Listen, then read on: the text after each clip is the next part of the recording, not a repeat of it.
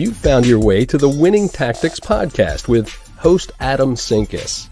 Adam discusses winning tactics with small business owners and entrepreneurs, uncovering processes and introducing the tools and solutions for enhancing the bottom line. Thanks again for finding your way to the Winning Tactics podcast, and now your host, Adam Sinkus.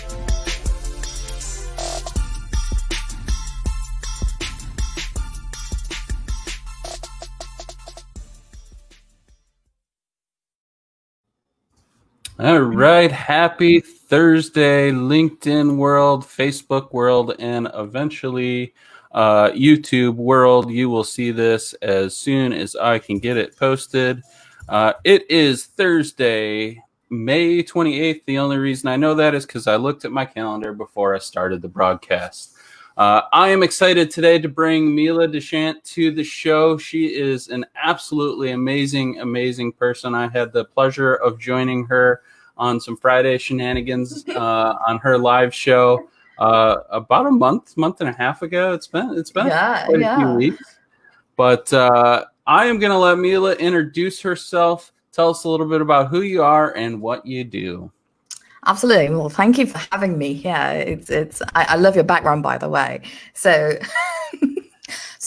I'm Mila DeChant, and I'm a culture scientist. I'm the founder of a culture science company called Chief of Hearts.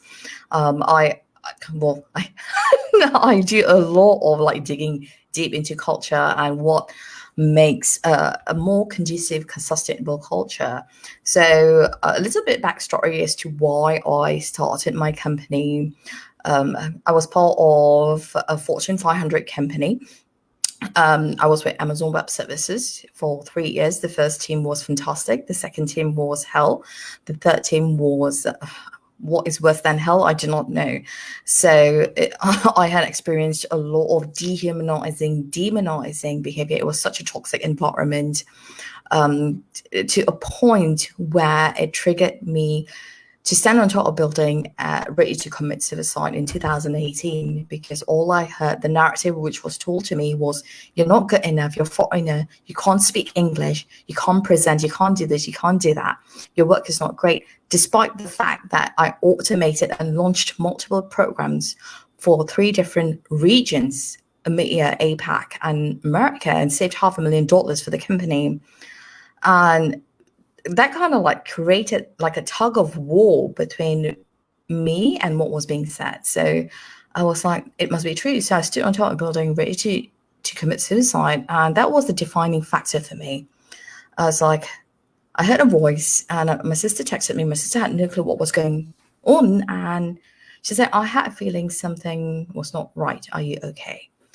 That was the factor, defining moment. I was like, I'm going to walk away from this, because leadership is not leader whip, or it's not leader shit. It needs to be heart shit, leading from the heart. That's when I was like, I'm creating my own company. And that's how Chief of Hearts was born, a culture science company. So I focus a lot on different aspects of culture, which encompasses of people, emotions, tools, resources, and the heart, the beating heart, right? So, and I travel quite a bit because we don't learn about culture just by staying in one place. So I travel to different countries, different regions, to learn from different places and people too. So that's what I've been doing since 2018, helping organizations adopt the mindset of heartship and move from the way of laggard leadership to how can we create a culture that evolves and that is sustainable, as opposed to this whole BS narrative of culture fit, because one size does not fit all. You need to evolve. Adam is not baby Adam from 20 years ago. Adam is... Oh, you're so kind. Okay, 30 years ago? It's no getting longer... closer. Okay, right? Adam has evolved. Even if our cells replace itself every 7 years, your mindset and heart set needs to replace itself every day as well. So that's my mission, educating and bringing awareness, not just awareness, and building together with people, not just organizations, but with schools and society as well. How can we create a sustainable culture of hardship that evolves, enables, as opposed to disables and displaces people? Yeah, no, I think it's, first of all, it's absolutely awesome. It's something I am hugely passionate about in building culture in organizations, because it's so often, organizations are like, oh, we have a great culture, we have ping pong tables, and we have all these great free spaces, and we let you work the schedule you want. And I'm like, that's great, but that doesn't define your culture. Right. And so I think it's so just hugely important to have the conversation about what culture actually is. And you hit on a few of them. It's emotions, it's people. Those are probably the two big ones. Am I correct in assuming that? Yeah, the huge ones are people, emotions, and enabling an environment. The environment is another piece as well, because people often don't think environment as a variable, right? People often think, oh, environment, we have a great space, come into this room that looks like a spa. Yeah, you go into a spa that lasts for an hour and you pay $250 to get a Swedish massage, that I always end up feeling more sore than before, right? No, thank you. Environment is about, if you think of a seed, right? If you think of planting a seed, the environment is not just the soil. The environment is about soil, nutrients, water, sunlight, whether it is winter, summer, all those variables comes into play. So environment, you mentioned about, we have a ping pong table, we have free lunches, we have this, everyone sit together and brainstorm and eat together. I think that's really BS, because when you force someone to come, let's sit together and brainstorm, you are disregarding the diversity piece.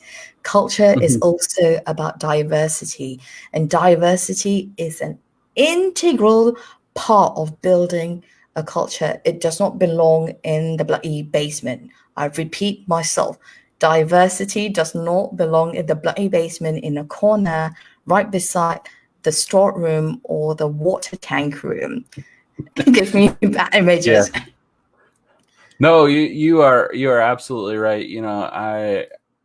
I think diversity is something, again, that's overlooked. We build teams of people, and I've always strived to build teams where everybody brings a very unique piece to the team.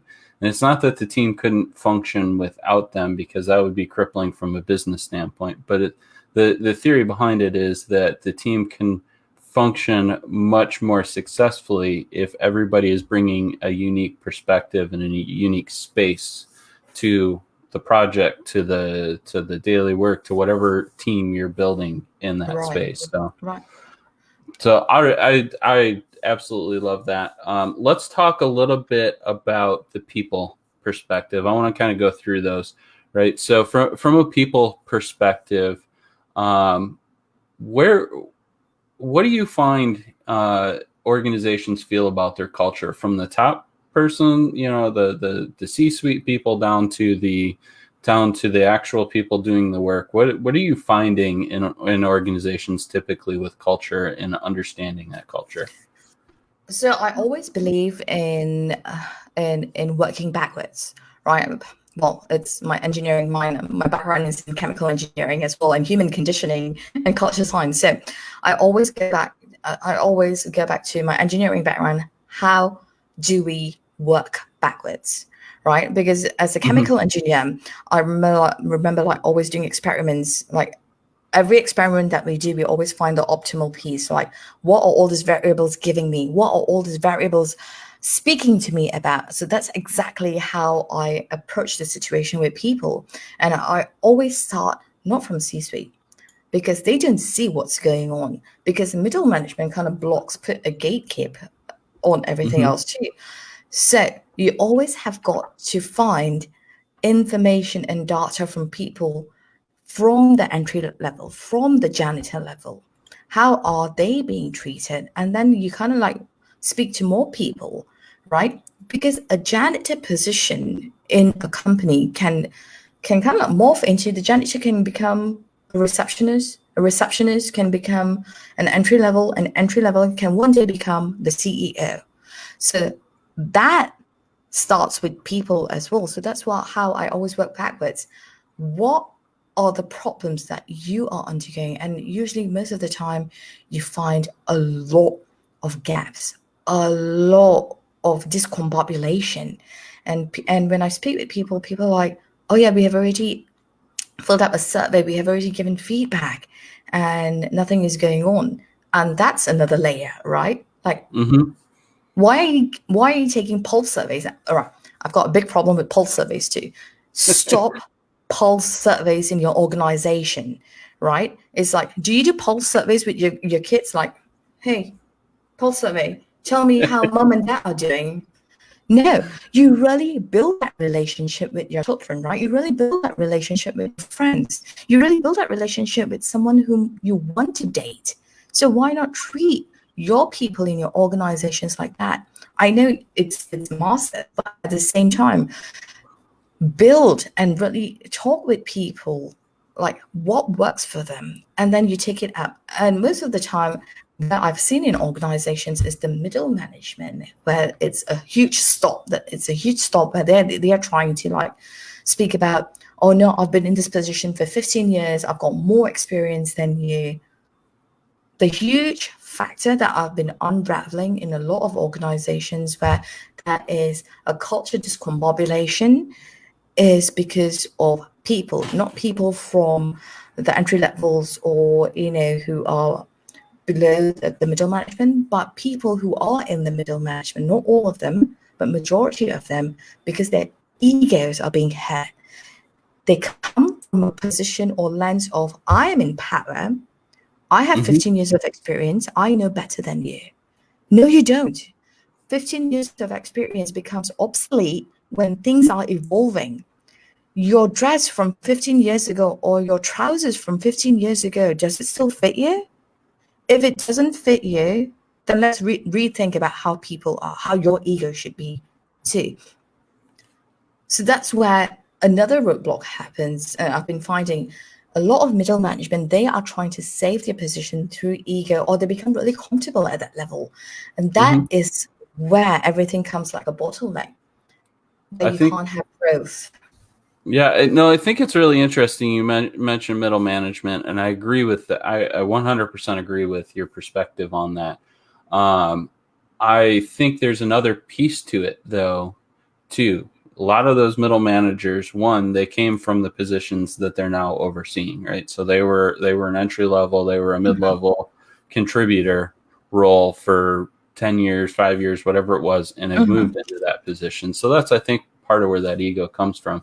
But then the other side of it is they are balancing this.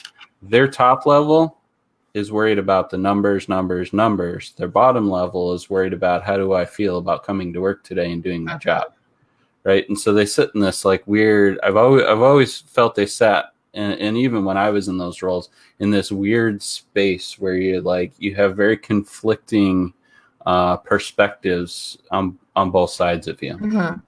So what are your thoughts there?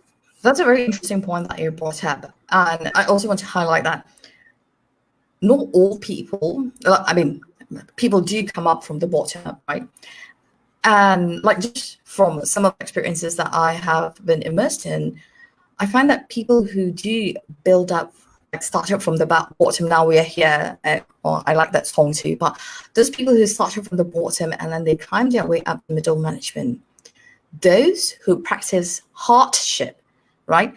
Like coming from the heart, how do I earn trust, who operate from a perspective of trust and relationship building, those are the people who know how to change the culture, right? Who know the struggles of being at the bottom and who want to change that. On the other hand, to your point, there are people like that who are like, oh, I came from here.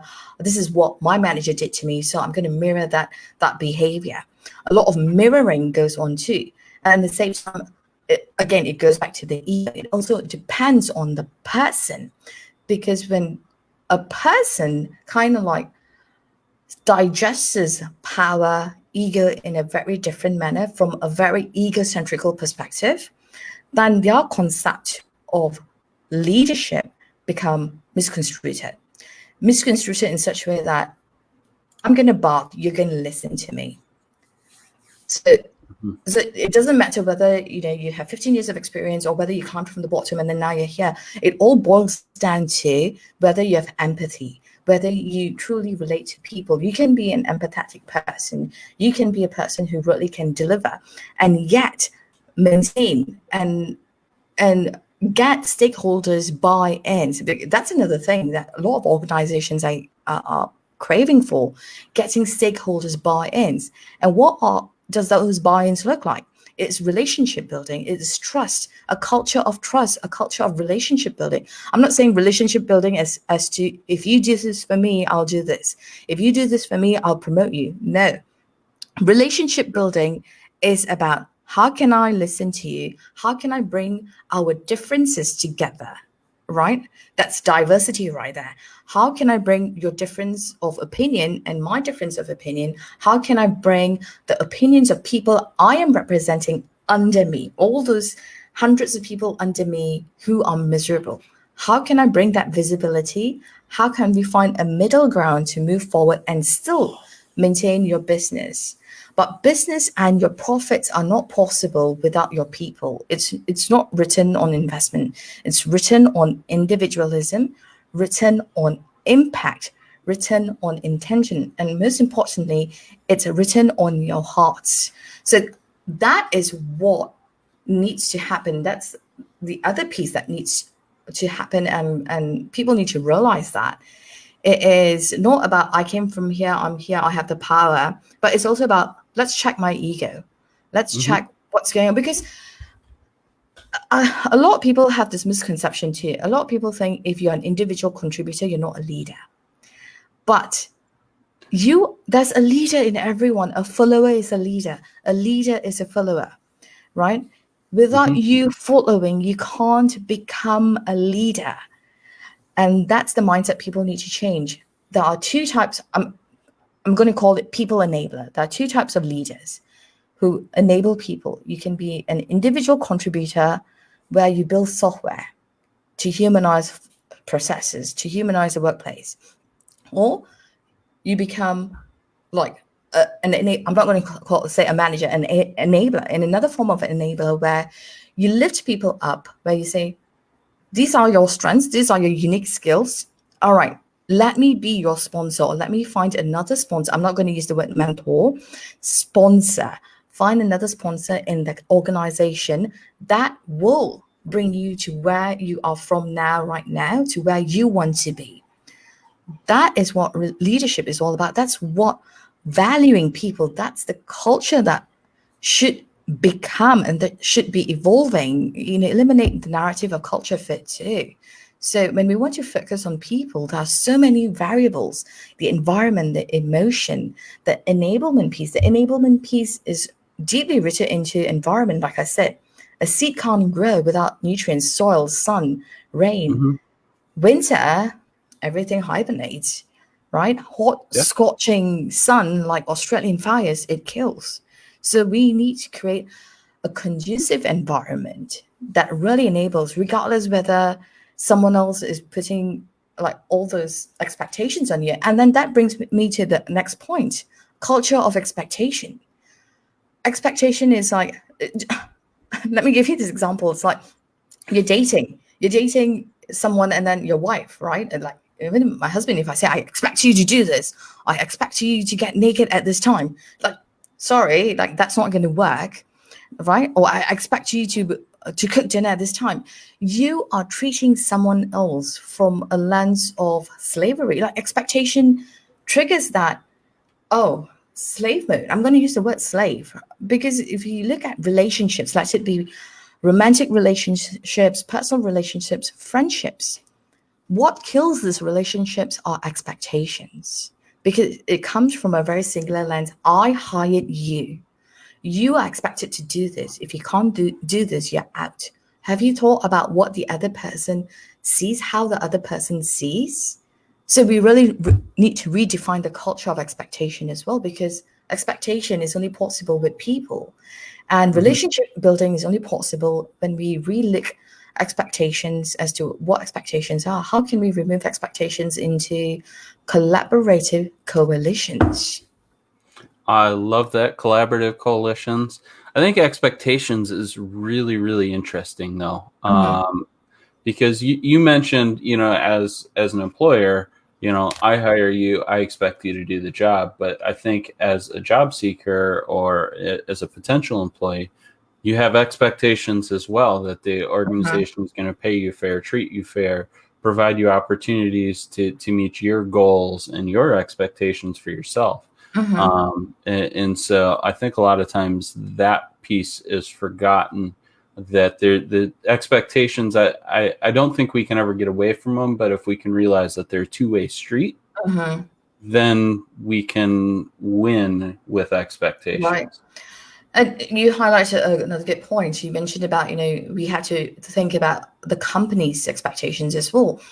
Now, this brings to another point where I always tell people in my interview, and I interview CEOs, like, how can you rethink your culture in such a way that you rethink how the hiring process is? You rethink the jobs that you're creating. You rethink expectation of jobs being created, because most of the time, 80% of the time, jobs are created to facilitate someone else as an assistant. If you look at marketing specialists, right? You're assisting someone else's job to get all this tasks done because they don't have the bandwidth, they don't have the time, or they don't want to do it, right? And it needs to be done. But what if we rethink in such a way that every job, this is a research that I did last month. I took every job which is very similar, marketing specialist. Everything is the same. Schedule posts, organize calendars, reach out to merchants. It's the same recurring themes. What if we automated, right? What if we shifted our expectation to, because we're still operating from a very laggard way, because what has been done 20 years ago, that's what we are like copying. We're just copying to a point where we're like, okay, someone else is doing, Google is doing it, so I'm going to do it too. Facebook is doing it, so I'm just going to copy that thing without even us making educated decision. And this is where the creativity piece comes in. If you are creating a culture of evolution, and if you're going to say our culture is fantastic, our environment is fantastic, we enable people, it becomes a systemic issue. You need to dig into every systemic piece that you have, right? Even the jobs that you're creating with expectations, right? Okay, I expect someone to do this because it's a business need. But how can I align my business need with human need? A human is going to perform this. A human reaches burnout within 30 days to 90 days. We need to take that into factor. Is the job expectation monotonous? Is the job expectation a burnout piece that we are creating? How can we enable someone else to take ownership and give them the ownership and creativity and entrepreneurship to say, hey, I see this, I've done this, I'm going to evolve this, I'm going to shift this. So that's another piece that comes into collaborative coalition. Yes, there's expectation, but when you create a company, when you create jobs, you need to create it from a perspective of entrepreneurship, creativity, and evolution. Yeah, no, those are absolutely super, super wise words there. Business owners, take heed to those words. That is the key, one of the key successes of people in your organization. I wholeheartedly am 1000% on board with that philosophy. One of the things that I think is interesting, you mentioned monotonous tasks, right? So like, for instance, a marketing specialist is going to spend a lot of time doing social posts and putting those out there. They're going to spend a lot of time doing like scheduling tasks and things like that. There is some writing, which is creative. There is some creative pieces to it, but the core tasks themselves are very monotonous, right? And so automation, I think, is something that is so important as a business that you should Mhm. always be looking at, right? In marketing, we use there's any number of programs out there, so you can get a good majority of your postings scheduled. So it's taking those monotonous pieces off the table. How do we simplify that process? Because if I do the same thing every single day, and it's simply sending out a report, it's simply communicating communicating daily deliverables, communicating a task that's just happening in a robotic state, there's no value add to that. Because what I find from being the receiving end of those types of reports, those types of communications, that type of stuff, is that after about 2 weeks, if it isn't drastically different when I skim through it, I am not engaged in it whatsoever. So I wholeheartedly believe in automating as much as you possibly can in your business. It is not about taking jobs away. It's about creating an environment that people want to show up to. Right. No, that's so true. And I truly believe in humanizing. I call automation humanizing the work processes or workplaces, right?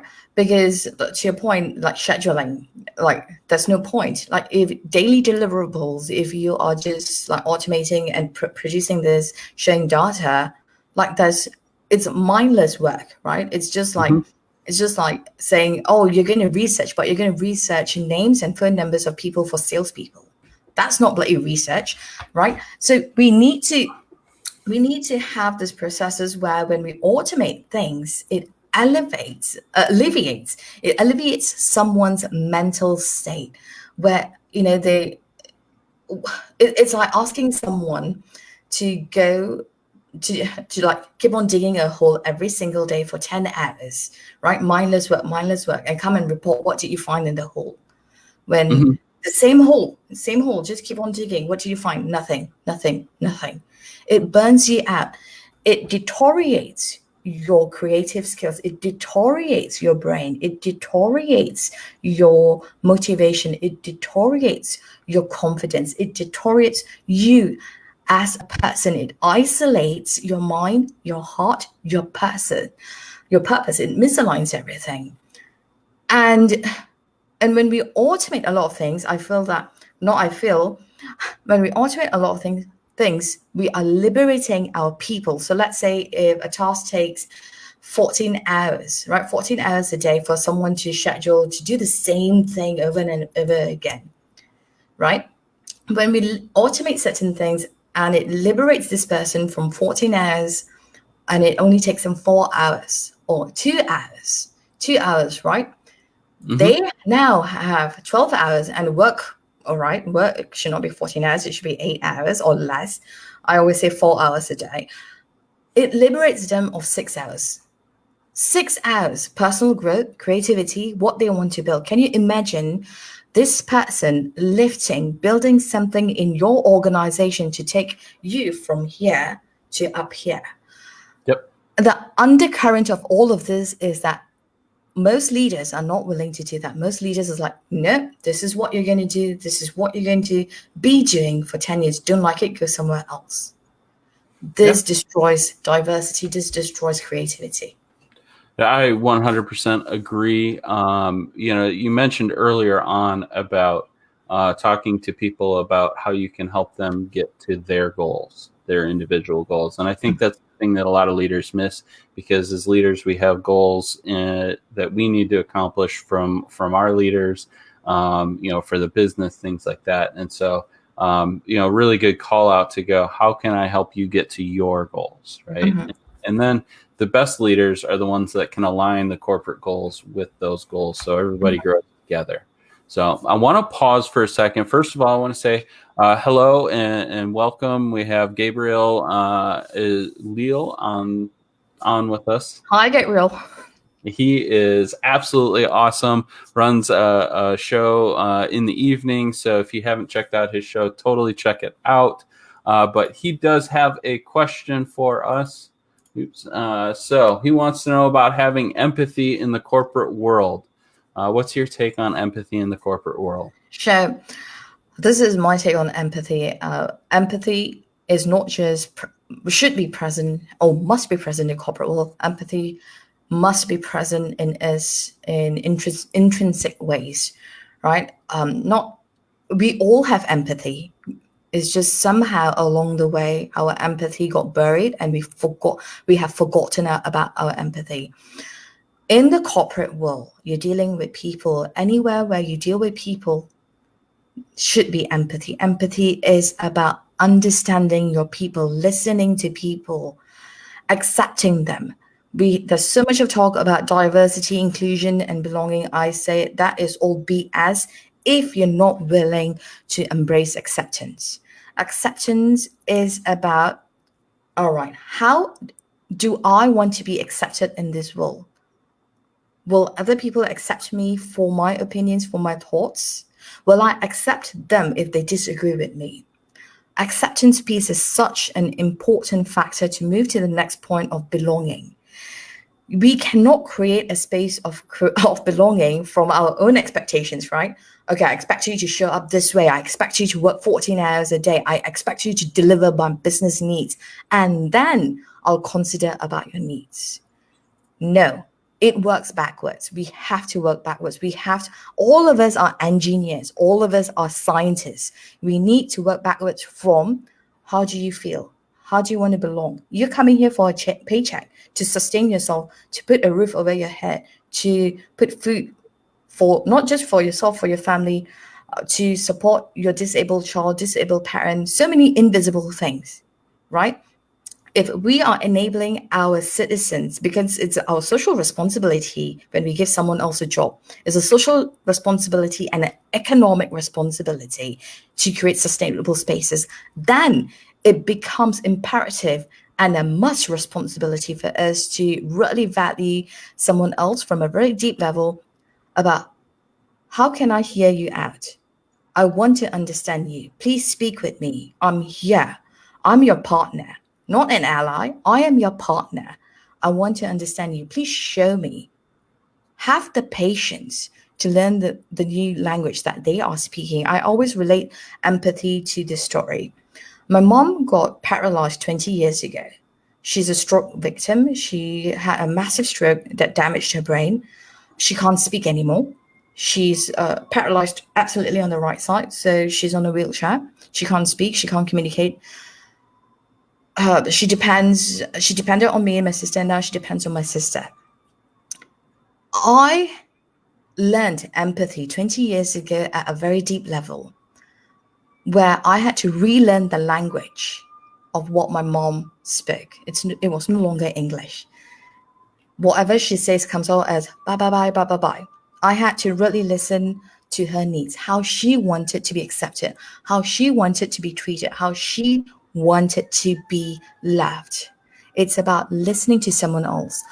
I had to relearn the language. I had to relearn the way I communicated with her. I had to relearn the way I listened to her.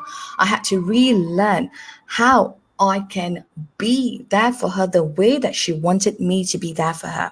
It's not about codependence, or it's not about different factors. I'm just strictly talking about empathy. When we listen, when we truly say, hey, I am in this with you. I am your partner. I am your sponsor. Let's move forward together. That is empathy. It's about really, truly understanding from a very humanistic way and relearning, retraining how we speak, think, work together. It's a coalition that we are forming. And it's so important because when you value people, people will value you back, and the returns are impeccable. It is infinite. Just imagine if you have a friend where you're really there for them. They will automatically, spontaneously cook you food, do things for you, introduce you to so many people, because there's no social exchange bias. Empathy does not have social exchange bias.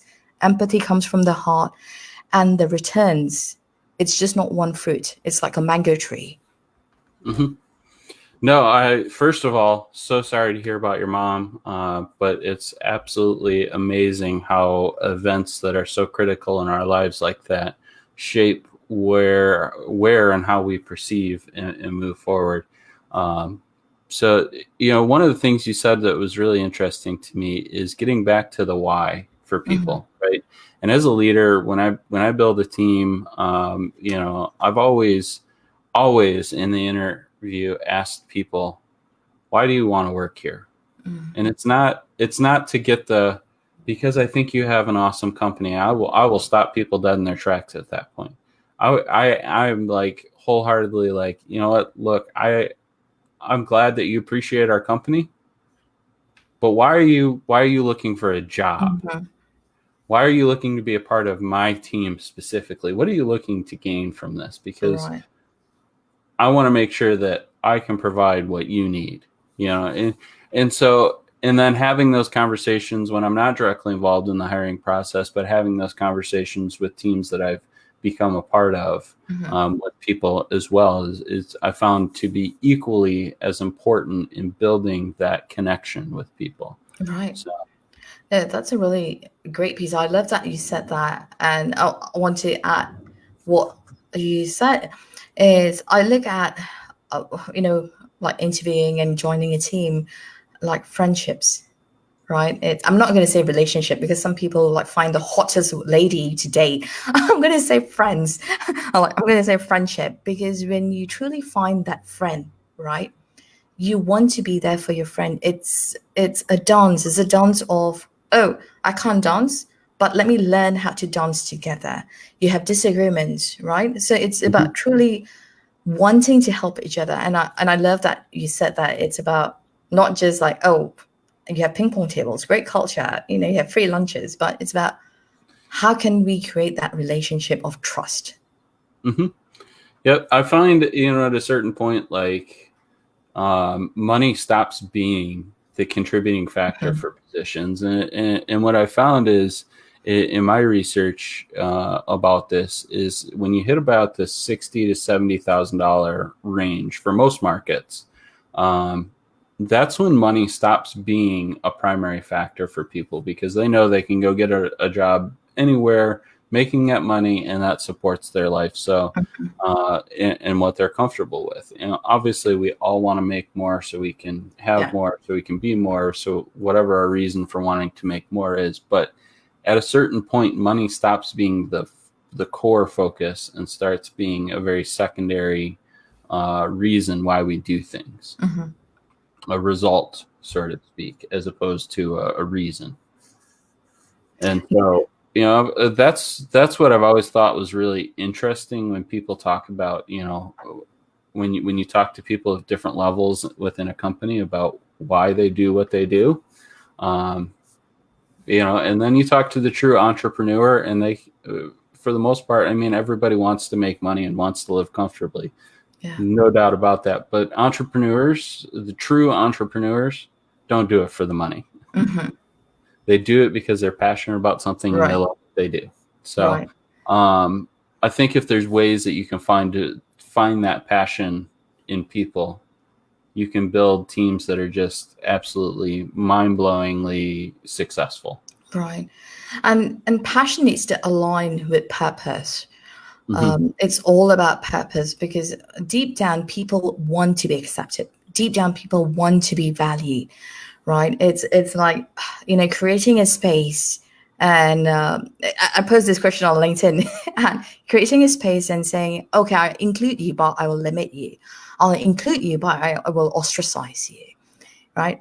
Deep down, and those are all happening in organizations, right? But when you align people's passion with purpose, everything blooms. Their creativity, their level of entrepreneurship, their level of relationship building, their level of building stuff, right? And trust and like loyalty too. We talk about loyalty. Why do people like stop being loyal? Because the trust is lost. Why is the trust lost? Because of all the other variables that goes on in the environment that ultimately all boils down to misaligning their purpose and their passion.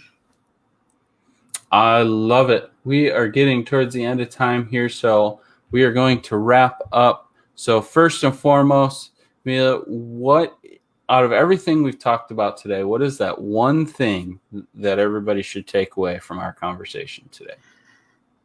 Empathy is an asset that creates sustainability, evolution, growth, and always keeps the ego in check. Empathy is not a mask that you like. It's not a mask during the pandemic. You put it on and you take it out. No. Empathy can be learned, and empathy should be inherently present in everyone, especially when you're leading others. I absolutely love it.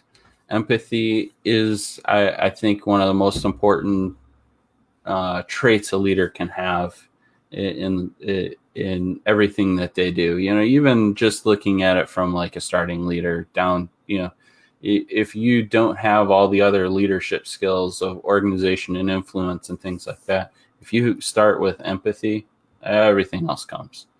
So, awesome.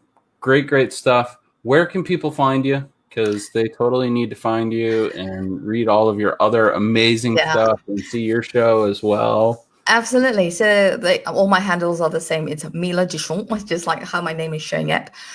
You can find me on LinkedIn. You can find me on Twitter. You can find me on YouTube as well. And you can find me, where else do I go live? Yeah, on Facebook as well.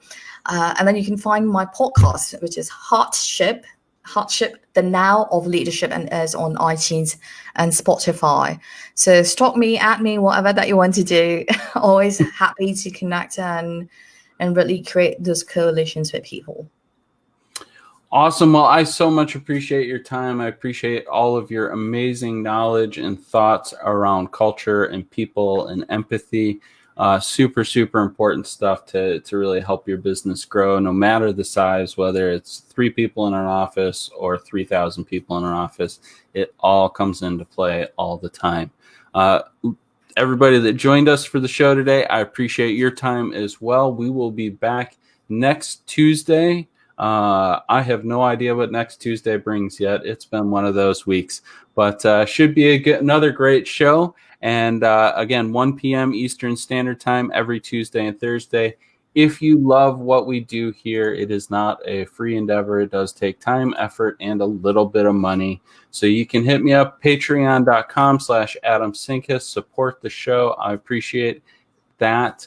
Every penny that gets donated there goes towards supporting the show, whether it be bringing guests on, whether it be making sure that we can get it out to the masses even more. Whatever needs to happen, all that money goes towards the show. So appreciate everybody. Appreciate you, Mila. Have a wonderful afternoon and an even better weekend. Thank you, Adam.